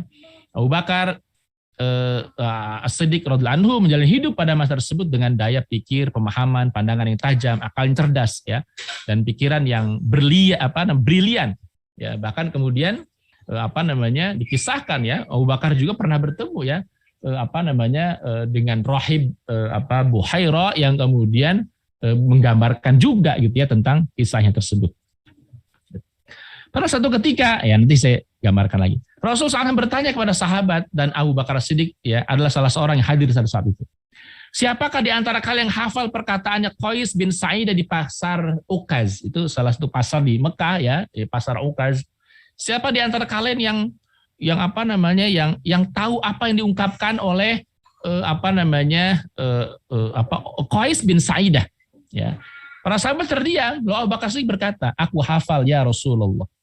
Kala itu aku ikut hadir di pasar Uqaz, dan waktu itu Qais bin Sa'idah menyampaikan khutbah dari atas untanya yang berwarna kelabu. Ini untuk menunjukkan juga Abu Bakar orang yang sangat cerdas gitu. Sehingga kejadian yang berlangsung sekian lama, perkataan orang-orang itu Abu Bakar persis mengingat dengan sangat detail. Luar biasa. Apa kata Abu Bakar? Apa yang dikatakan oleh Qais tadi? Wahai orang-orang, dengarlah dan pahamilah. Dan jika kalian paham, maka ambillah manfaat. Sungguh orang yang hidup pasti akan mati. Dan orang yang mati, maka ia sudah berlalu. Setiap yang akan datang, pasti akan datang. Sungguh di langit terdapat berita, dan sesungguhnya di bumi terdapat banyak ibroh dan pelajaran. Nah ini, ya, sungguh di langit terdapat berita. Ya. Maksudnya tadi wahyu, hamparan yang diletakkan, atau bumi, atap yang ditinggikan, atau langit, bintang-bintang yang datang dan pergi, lautan yang airnya tidak pernah mengering dan surut ke dalam tanah. Malam gelap dan langit yang memiliki bintang-bintang.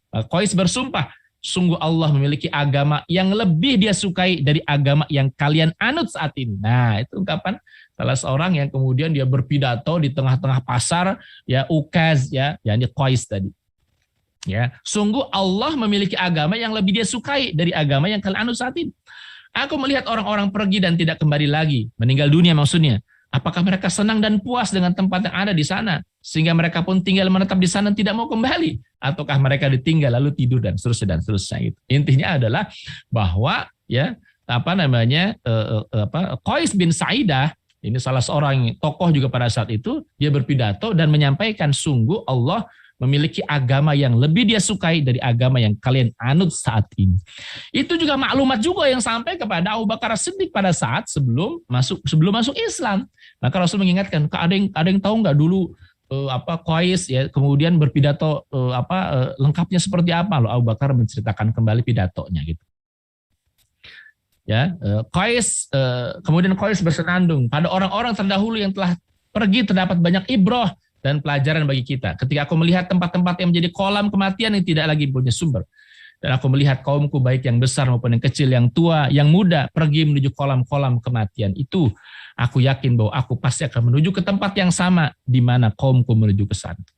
Dengan memori yang tajam dan kuat seperti itu, ya, yakni memori yang memuat makna Abu Bakar Siddiq mengisahkan kepada Rasulullah dan para sahabat apa yang dikatakan oleh Qais bin Sa'idah. Itu sampai kemudian kalimat-kalimat detailnya saja Abu Bakar faham gitu. Nah, terus kalian yang dirahmati oleh Allah Subhanahu. Nah, ini juga yang menarik juga ya. Ini maklumat berikutnya nih. Ketika sedang berada di Syam, ya pedagang saudagar, Abu Bakar mengalami sebuah mimpi di Syam, ya tertidur dan Abu Bakar mimpi. Lalu ia ceritakan mimpinya kepada Rahib Buhairah. Nah, antum tahu ya, Rahib Buhairah ini siapa? Orang yang dulu pernah ya ditemui oleh Rasulullah Shallallahu Alaihi Wasallam, ya ketika Rasul Shallallahu Alaihi Wasallam ya masih remaja, masih kecil pada saat itu, ya dikisahkanlah ya. Ada yang mengatakan Rahib Buhairah itu orang yang sama, ada yang mengatakan orang yang kemudian berada di tempat yang sama ya di Buhairah tadi gitu ya. Di gereja yang dulu pernah disinggahi oleh Nabi sallallahu alaihi wasallam ketika Nabi berusia 12 tahun itu. Ya, ada yang mengatakan ada orangnya sama, ada yang mengatakan orangnya berbeda tetapi tempatnya di situ gitu. Lalu Buhairah berkata kepadanya, "Dari mana Anda berasal?" Itu ketika Abu Bakar mimpi, diceritakan mimpinya kepada Rahib Buhairah, orang yang kemudian pernah didatangi Rasul sallallahu alaihi wasallam sebelumnya. "Dari mana Anda berasal?" Abu Bakar menjawab, "Dari Mekah." Buhairah kembali bertanya, "Dari suku mana?" Abu Bakar menjawab, "Dari suku Quraisy." Buhairah kembali bertanya, "Apa pekerjaan Anda?" "Ya, saudagar," kata Abu Bakar Siddiq. Nah, apa yang dikatakan oleh Rahib Buhairah? "Jika Allah menjadikan mimpimu itu benar, maka akan ada seorang nabi yang diutus berasal dari kaummu, yang kamu akan menjadi wazirnya ketika ia hidup, dan kamu akan menjadi khalifahnya setelah ia meninggal dunia." Menarik sekali. Ya. Lalu Abu Bakar Siddiq pun menyimpan dan merahasiakan hal itu dan tidak memberitahukan kepada siapapun. Itu perkataan dari Rahib Buhairah ketika ketika Abu Bakar mimpi, ya, wallahu alam ya, mimpi apa yang guna Abu Bakar Siddiq, yang jelas diceritakanlah mimpinya kepada Rahib Buhairah, yaitu orang dia tahu itu beragama Nasrani, ya, gerejanya sering dilewati oleh Abu Bakar Siddiq dan oleh kafilah dagang manapun. Itu pasti akan melewati kuilnya atau gerejanya Buhairah tadi. Pasti akan lewat situ. Dan ketika kemudian di perjalanan Abu Bakar mimpi, nanyalah dia, "Apa maksud mimpi saya?" Gitu loh. Lalu Rahib Buhairah bertanya, "Dari mana Anda berasal?" "Dari Mekah." "Ya, suku mana?" "Quraisy." Gitu ya. Kemudian Rahib Buhairah mengatakan, "Pekerjaan Anda apa?" "Saudagar." Nah, jadi menarik perkataan Rahib Buhairah. Apa katanya? "Jika Allah menjadikan mimpimu itu benar, maka akan ada seorang nabi yang diutus berasal dari kaummu, yang kamu akan menjadi wazirnya, pembantunya ketika ia masih hidup, dan kamu akan menjadi pengganti atau khalifahnya setelah ia meninggal dunia." Abu Bakar tahu itu. Maka kemudian dia menyimpan itu, nggak ceritakan kepada siapapun. Nah, maka menjadi sangat wajar kalau kita lihat ya, sangat wajar ketika Rasul ya mengajak Abu Bakar, "Ya Abu Bakar, ya, ana Rasulullah, aku Rasulullah, diutus oleh Allah," dan seterusnya mengajarkan ini, menyampaikan. Maka Abu Bakar coba lihat, Abu Bakar apakah bertanya sepatah kata pun? Tidak. Abu Bakar tidak bertanya sepatah kata pun sebagaimana orang lain yang diajak oleh Nabi sallallahu alaihi wasallam. Abu Bakar mengatakan, "Saya beriman." Luar biasa. Sementara yang lain kan jangankan bertanya, bahkan yang menolak, bahkan memusuhi Nabi, kan begitu. Umar memusuhi Nabi, Khalid bin Walid memusuhi Nabi, Utsman bin Thalhah memusuhi Nabi sebelumnya, kan begitu. Ya, sebagian orang tuh yang masuk Islam itu sebelumnya musuhi Nabi dulu. Ya. sekian banyak orang itu, tapi tidak dengan Abu Bakar. Bahkan dikisahkan Abu Bakar nggak bertanya satu patah kata pun ketika Rasul datang ngajak dia masuk Islam. Oke, seolah Abu Bakar sudah dapat penjelasan sebelumnya gitu loh. Dan memang betul kan, dari hasil perjalanan pengembaraan Abu Bakar, ketika dia melihat ada temannya yang berdialog di pelataran Ka'bah, ada Nabi, kemudian berangkat ke Waraqah bin Naufal. Oh betul, ketika kemudian dapat ketika ke Syam bertemu dengan Rahib Buhaira, akan datang Nabi, dan seterusnya. Terlebih Abu Bakar itu kan paham tentang nasab, tentang sejarah. Jadi tahu persis itu.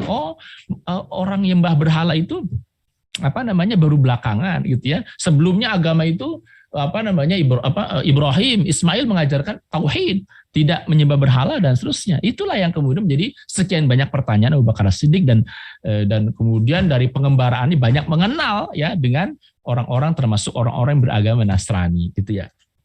Lalu Abu Bakar menyimpan rahasia tersebut ya. Keislaman Abu Bakar terjadi setelah pencarian, pengamatan, penyelidikan, penantian sekian panjang. Nah, jadi bukan pada saat itu aja. Pengetahuan dan wawasan Abu Bakar Siddiq yang mendalam serta hubungan dengan sangat kuat dengan Nabi adalah faktor signifikan yang memotivasi dirinya untuk langsung memenuhi dan menerima dakwah Islam, ya, tanpa penolakan, bahkan tanpa bertanya. Nah, itu rahmati Allah subhanahu wa ta'ala. Ya. Pada saat wahyu turun kepada Nabi SAW, dan beliau mulai berdakwah kepada individu-individu, maka pilihan pertama beliau jatuh pada Abu Bakar As-Siddiq. Karena ialah sahabat karib beliau yang selama ini telah beliau kenal dengan baik. Sosok yang ramah, halus, santun, penuh kesopanan, punya watak yang baik dan mulia. Ya, jadi ini sama-sama orang mulia gitu.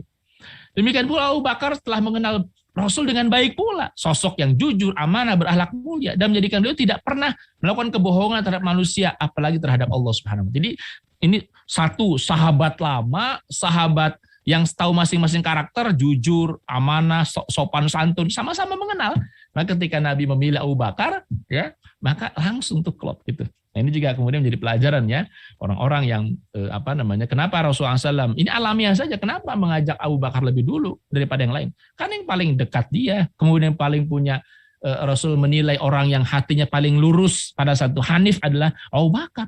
Ya, maka siapa lagi? Itu dari sekian banyak prioritas lah kalau istilah kita. Kalau dalam list, siapa orang yang akan Anda ajak masuk Islam? 1, 2, 3. Ya, Abu Bakar menjadi orang yang pertama di antara yang diajak oleh masuk Islam, selain tentu Sayyidah Khadijah dan yang lain. Ya. Dan rahmati Allah Subhanahu. Ketika Rasul menyampaikan dakwah kepada Abu Bakar As-Siddiq dan berkata kepadanya, sungguh aku adalah Rasul Allah dan Nabinya. Dia mengutusku untuk menyampaikan risalahnya. Dan aku menyeru kamu kepada Allah dengan sebenar-benarnya. Maka demi Allah, sungguh inilah kebenaran. Aku menyeru kamu wahai Abu Bakar kepada Allah semata. Tidak ya ada sekutu baginya. Jangan kamu menyembah kepada selain dia, dan aku mengajak kamu untuk senantiasa taat kepada Allah Subhanahu wa Ta'ala. Itu ajakan Rasul sallallahu alaihi wasallam. Ketika diseru dan diajak Rasul untuk masuk Islam, maka Abu Bakar As-Siddiq secara spontan langsung masuk Islam, tanpa sedikit pun gagap, langsung menerima tanpa menunda sedikit pun. Oke, enggak misalnya tunggu ya Rasul, 1 hari saya berpikir, enggak. Tunggu ya Rasulullah, saya mau nanya ayah, enggak. Ya, ketika karena apa? Karena maklumat udah tahu Abu Bakar, udah tahu. Oh ini orangnya gitu. Ya ternyata teman saya itu ya, yang jadi nabi teman saya. Karena Rahib Buhair mengatakan kamu nanti yang akan menjadi wazirnya, dan kalau setelah beliau wafat kamu akan menjadi khalifahnya. Maka ia pun langsung buat komitmen kepada Rasul untuk membantu, mendukung, menolong beliau. Ia pun benar-benar melaksanakan komitmennya tadi. Ya, maka nanti ya berikutnya kita akan jelaskan bagaimana Abu Bakar menaklukkan sahabat-sahabatnya itu. Ya, ada kalau nggak salah 9 orang yang masuk Islam di tangannya Abu Bakar As-Siddiq.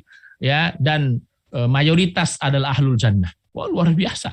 Ya, luar biasa. Nah, ini menarik ya. Ini yang diambil bukan pertengkaran Abu Bakar dan Umar ini. Jadi satu saat ya namanya manusia ya, sahabat ya, ada gesekan antara Abu Bakar dan Umar ya. Tapi endingnya luar biasa, endingnya menarik gitu. Untuk menunjukkan kemuliaan Abu Bakar juga gitu. Dan untuk menunjukkan Abu Bakar saat itu yang beriman kepada Nabi tanpa bertanya, langsung membenarkan ya.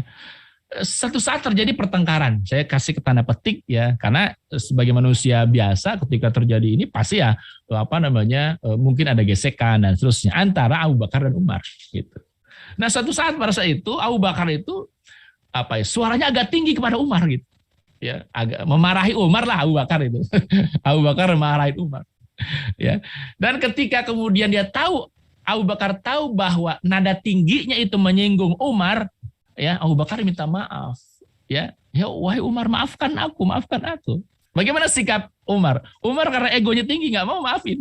Nggak saya maafin. Jadi Abu Bakar minta maaf. Ya Umar, maafin saya udah memarahimu, saya sudah bernada tinggi kepadamu. Itu berkali-kali Abu Bakar minta maaf. Umar nggak mau, saya nggak maafin. Oh, luar biasa kan? Itu sahabat. Ya, tapi nanti ya itu kan secara spontan pada saat itu gitu. Umar nggak mau maafin.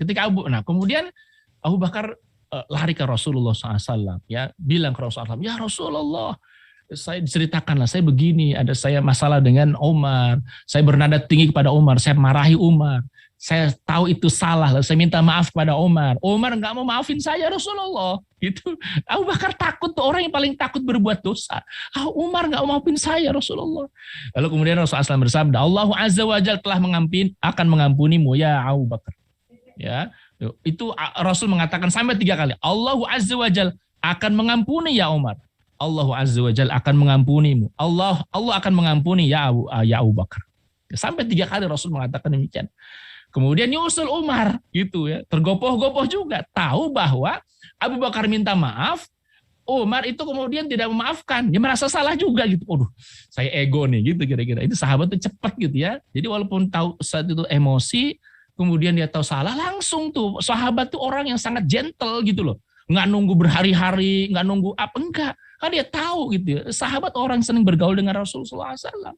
Itu Umar tahu bahwa sikapnya terhadap Abu Bakar itu kalau istilah kita songong gitu ya.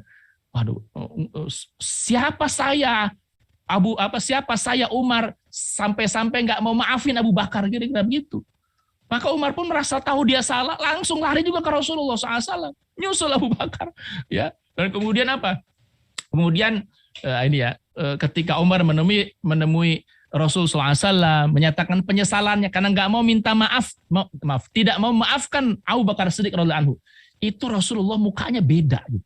Rasul merasa menunjukkan raut muka yang nggak suka sama Umar. Luar biasa. Ini betapa Rasul cinta sama Abu Bakar Siddiq, luar biasa. Melihat kedatangan Umar nih, sombong sekali dia nggak mau maafin Abu Bakar. Kira-kira begitulah kata Rasul SAW. Ngelihat Umar itu Rasulullah SAW itu terlihat wajah yang marah gitu. Marah karena apa? Marah karena Umar bin Khattab nggak mau maafin Abu Bakar. Sampai-sampai Abu Bakar mengatakan, ya sampai-sampai Abu Bakar iba, ya ketika kemudian kalau nanti Rasul marahin Umar, maka Abu Bakar pun berlutut dan mohon, ya Rasulullah demi Allah, aku yang salah ya Rasulullah, kata Abu Bakar. Ya aku yang zolim sama Abu Bakar, jangan marahin Umar. Itu kira-kira. Ya Allah. Itu lihatlah karakter, akhlaknya para sahabat. Jadi saling minta maaf. Ketika Umar lari jalan tergopoh-gopoh hendak menemui Rasul SAW, menyatakan penyesalannya karena tidak mau maafkan Abu Bakar. Ketika datang tuh raut muka Rasul menampakkan Rasul marah ya terhadap Umar karena Umar enggak memaafkan Abu Bakar Siddiq radhiyallahu anhu. Ngelihat muka Rasul seperti itu, Abu Bakar jadi ketakutan. Khawatir kalau kemudian Umar dimarahi oleh Rasulullah SAW. Maka Abu Bakar berlutut ya di hadapan Nabi SAW mengatakan, saya yang berbuat zalim kepada Umar ya Rasulullah. Itu kata Abu Bakar. Jangan marahi dia, kira-kira jangan marahin dia. Jangan saya yang zalim sama dia. Jangan marahin dia nggak salah. Saya yang berkata keras kepada dia. Saya yang marahin dia. Dia cuma nggak mau maafin saya aja. Gitu kira-kira begitu. Masya Allah ya. Itu antum lihat akhlaknya para sahabat. Ya, apa kata Nabi Shallallahu Alaihi Wasallam? Ya, kepada Abu Bakar, Umar dan orang-orang sahabat yang ada saat itu. Sungguh Allah mengutus diriku kepada kalian. Lalu kalian berkata kepadaku, Anda bohong. Katanya. Ya, ini Rasul menyinggung sahabat yang lain. Jadi ketika saya diutus oleh Allah kepada kalian dan aku katakan kepada kalian, aku Rasulullah. Kalian mengatakan Anda bohong. Maksud Rasul bohong. Termasuk Umar kan waktu itu. Benar kan? Dan Umar waktu Rasul mengajak masuk Islam, mendakwahi Islam kan Umar belum serta-merta masuk Islam. Umar itu baru masuk Islam tahun 6 Hijriah. Tahun 6 kenabian. Ketika saya diutus oleh Allah ya, menjadi nabi dan rasul, aku mengajak kepada kalian masuk Islam, ya, kalianlah yang mengatakan saya bohong, kata Nabi sallallahu alaihi wasallam. Ya, sementara Abu Bakar mengatakan Anda benar. Gitu. Dan ia mendukung diriku sepenuhnya dengan jiwa dan hartanya. Ya, mungkin kalau kita bahasa kita gini, dulu waktu saya mengatakan ana Rasulullah, saya nabi dan rasul, ente kemana? Ente yang bilang saya bohong, kata Nabi. Sementara Abu Bakar seorang diri di antara yang mengatakan Anda benar ya Muhammad. Ya. Bahkan dia menyerahkan, mendukung diriku sepenuh jiwa dan hartanya. Maka tiadakah kalian membiarkan sahabatku ini dan tidak lagi menyakitinya? Maksudnya apa? Jangan sakiti Abu Bakar, katanya. Jangan sakiti hatinya Abu Bakar. Itu kira-kira begitulah pernyataan Rasulullah SAW. Jangan buat dia kecewa, jangan buat dia marah. Jangan buat Abu Bakar itu tersinggung, kira-kira begitu. Karena ketika dulu saya menyatakan mendeklarasikan Islam, aku mengajak kalian kepada agama Allah, kalian yang mendustakanku gitu loh. Ya, kalian nggak buru-buru beriman kepadaku. Nah, sebagian sahabat kan begitu. Sebelumnya nggak mau dulu, termasuk Sayyidina Umar bin Khattab kan baru belakangan ya, 6 tahun setelah kenabian baru masuk Islam. Kalian kemana gitu? Sementara Abu Bakar udah lebih dulu mengimaniku.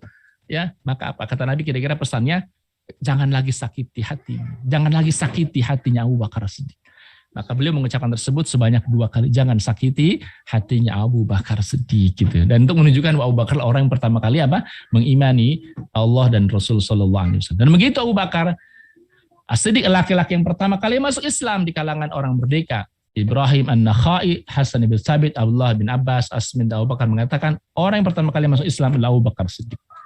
Yusuf bin Yaqub Al-Majishun berkata, aku hidup pada masa kehidupan ayahku dan guru-guru kami, yakni Muhammad bin Al-Munkadir, Rabi'ah bin Abdurrahman, Salih ibn Kaisan, Sa'ad bin Abdurrahman, Uthman bin Muhammad Al-Akhnas. Mereka semua tidak meragukan bahwa orang yang pertama kali masuk Islam adalah Abu Bakar As-Siddiq radhiyallahu anhu.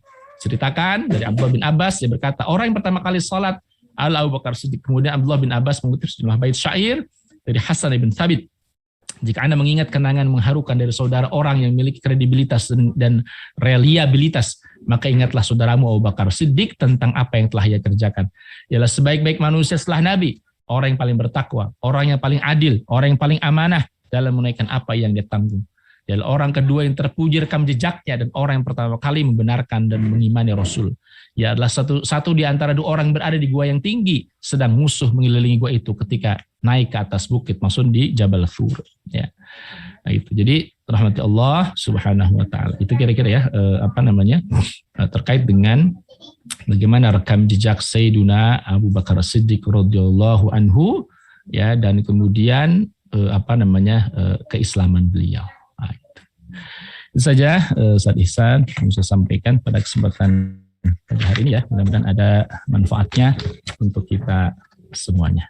Ya, barakallahu li wa lakum wal afu minkum. Wassalamualaikum warahmatullahi wabarakatuh.